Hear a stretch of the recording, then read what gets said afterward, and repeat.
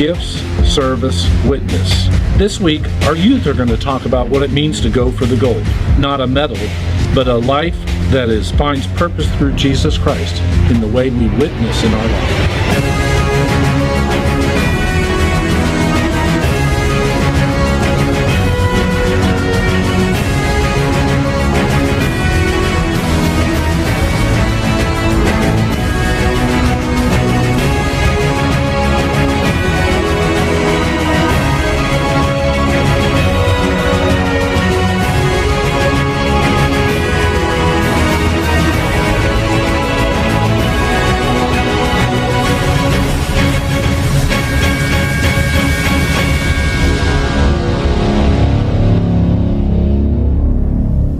Good morning. My name is Alyssa Nelson, or as many of you know me, Pastor Tom's daughter, but we'll talk about that later. Let me tell you a few things about myself. Next month I will be turning 17, and I'm a junior over at Spruce Creek High School. And I'm currently enrolled in the International Baccalaureate program, and I'm also in the Finance Academy because I plan to major in either accounting or business administration in college.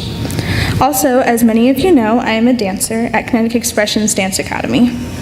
I have been dancing for almost 14 years now, and it's something I'm very passionate about. When I'm not at school or dance, I'm most likely scooping custard over at Culver's, where I work, and come visit me sometime. So now that you know a little bit about me, I'd like to share with you all my story of my walk with Christ and how I've gotten to where I am today. So my whole life, I've been under the label of the pastor's kid. Now that label can have some pros and some cons. Some pros are my brothers and I always like to eat the communion bread. It's really good. When I was younger, I used the sanctuary as a place to play hide and seek. Some cons of being known as the pastor's kids are the expectations others have of me. When Chelsea heard I would be doing the second sermon today, she replied with, "That's going to be so easy for her. She's the pastor's daughter." When in fact, I have a large fear of public speaking, so this is not at all easy. I remember my Sunday school teachers often turning to me when they'd ask a question because they assumed since my dad was the pastor, I'd of course know all the answers. I can remember hearing someone when I was playing in the sanctuary whisper, "That's not how the preacher's children should be behaving." These expectations would often cause me to be hard on myself.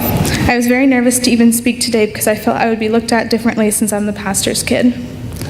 But when Tony asked me if I would preach, I had felt God calling me to. At first I was like, no way, God, you're crazy. Why me? And I was like, I can't speak to a whole congregation like my dad. No way. This is similar to Moses and the burning bush. Moses was through a burning bush. God spoke to Moses. He asked Moses to go to the Pharaoh and ask him to let his people go. At first, Moses was similar to me and was like, no way. But with God's help, he did. Some of these expectations have caused me to have anxiety. Some days are okays, and others it's hard to socialize with people. Over the years, it's gotten somewhat better, but I still have a constant fear of what others will think about me. So this was another reason I was extremely nervous to speak today.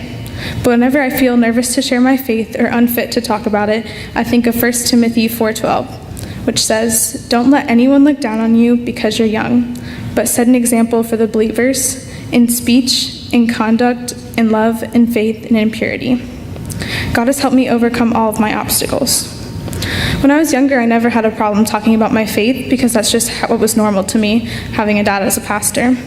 I'd often invite my school friends to Sunday school, church services, or youth group activities.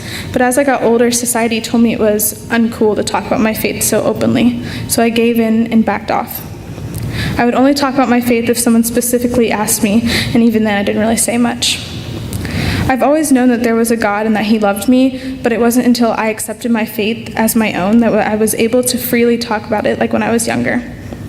We have to push through obstacles that other people, and sometimes even ourselves, put in the way of us witnessing to others. There's a saying, you could be the only Bible someone reads. We could be the only example of God's love that someone experiences, so we shouldn't let things like weaknesses, expectations, judgment, or other things get in our way of sharing God's love. I've been dancing for about 14 years now, and I've never once been nervous to perform, no matter the size of the audience, difficulty of my routine, or pressure not to mess up. I'm never nervous to dance because it's what I love to do. Dancing is my passion. Everyone has a passion. My brother's is soccer, Amanda's cheer, Chelsea's is softball, and Dalton is weightlifting, Peyton's is gymnastics, and lately Declan, Colin, and Tony have been passionate about Pokemon Go. But what if we were all as passionate about witnessing to others as we were about these activities? Wouldn't we be telling a lot more people about our walk with Christ? So next time God is calling us to be a witness, we should remember that He's always got our back, and with His help we can overcome any barriers that are stopping us from passionately sharing about God. Every Olympic athlete has a different story. Some have been doing the sports the entire life, others started later in life, but they've all had to overcome obstacles. Regardless of the story, our goal is all the same. This is similar to our walk with Christ. Some of us grew up in the church, others were invited by a friend, and others found Christ later in life.